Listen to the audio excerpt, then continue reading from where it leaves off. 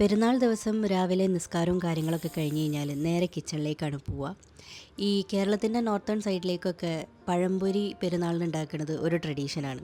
ഞാൻ എപ്പോഴും ചെയ്യാറില്ല, വല്ലപ്പോഴൊക്കെ ചെയ്യാറുണ്ട്. ഇന്നത് ചെയ്യാമെന്ന് വിചാരിച്ചു. ഈ രാവിലെ തന്നെ വെറും വയറ്റിൽ പൊരിച്ച ഫുഡ് കഴിക്കുന്നത് ഹെൽത്തിന് ഒട്ടും നല്ലതല്ല. പിന്നെ ഇത് ഒരു ദിവസമല്ലേ വർഷത്തിൽ, ഇന്ന് ചെയ്തേക്കാം. ഇതെല്ലാം പൊരിച്ച് ചായയൊക്കെ ഉണ്ടാക്കി കഴിയുമ്പോഴത്തേക്കും നേരം വെളുത്തു. പെരുന്നാൾ നിസ്കാരത്തിൻ്റെ ടൈമായി. അപ്പോൾ മോൻ രാവിലെ എൻ്റെ കൂടെ ഫജർ നിസ്കരിക്കാൻ എണീച്ചിട്ട് വീണ്ടും കിടന്നതാണ്. അവനെ വിളിച്ചുണർത്തിയിട്ട് കുളിക്കാനൊക്കെ വിട്ടു. ഇപ്പോൾ ഡ്രസ്സിങ്ങും കാര്യങ്ങളൊക്കെ ഒറ്റയ്ക്ക് ചെയ്യാം, എന്നാലും മുടി ശരിയാക്കൽ ഇപ്പോൾ എൻ്റെ ഡിപ്പാർട്ട്മെൻറ്റാണ്. അത് കഴിഞ്ഞ് പഴംപൊരിയൊക്കെ കഴിച്ച് നല്ല ടേസ്റ്റ് ഉണ്ട് ഉമ്മി എന്നൊക്കെ പറഞ്ഞിട്ട് ആൾ പെരുന്നാൾ നിസ്കരിക്കാൻ പോയി.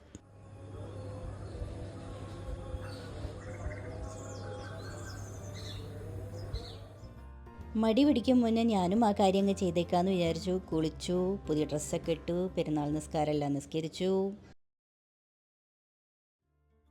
ഇപ്പോൾ കുറച്ച് വർഷങ്ങളായിട്ട് പെരുന്നാളിനും എന്തെങ്കിലും സ്പെഷ്യൽ ഡേയ്സൊക്കെ ഉണ്ടാകുമ്പോൾ എനിക്ക് കിട്ടണ ഒരു പണിയാണ് എൻ്റെ ഫ്രണ്ടിൻ്റെ മോളെ ഒരുക്കൽ.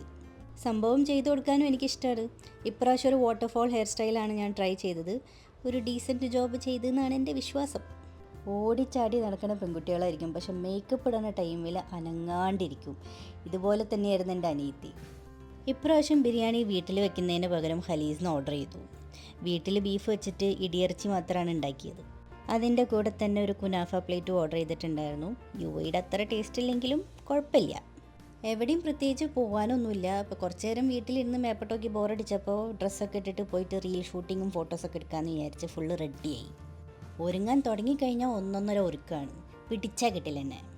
കോഡ് സെറ്റ്സ് ഭയങ്കര ഇഷ്ടമാണ്. ഇപ്പോൾ നിന്ന് വരുമ്പോൾ വാങ്ങിച്ചതാണിത്. ഒരു പെയിൽ ബ്ലൂ ഷെയ്ഡായ കാരണം അതിൻ്റെ കൂടെ കോൺട്രാസ്റ്റ് ആവാൻ വേണ്ടിയിട്ടാണ് ഡാർക്ക് ഐ മേക്കപ്പും ഷെയിലൊക്കെ യൂസ് ചെയ്തത്. മിനിമൽ ആക്സസറീസ് ആൻഡ് എൻ്റെ ഫേവറേറ്റ് പെർഫ്യൂം യൂസ് ചെയ്ത് കഴിഞ്ഞാൽ മൈ ലുക്ക് ഇസ് കംപ്ലീറ്റ്. അങ്ങനെ ഞങ്ങൾ ഫ്ലാറ്റിൻ്റെ താഴെയൊക്കെ പോയിട്ട് ഷൂട്ട് ചെയ്യലും ഫോട്ടോസ് എടുക്കലുമായിട്ട് ഫുൾ സെറ്റായിരുന്നു.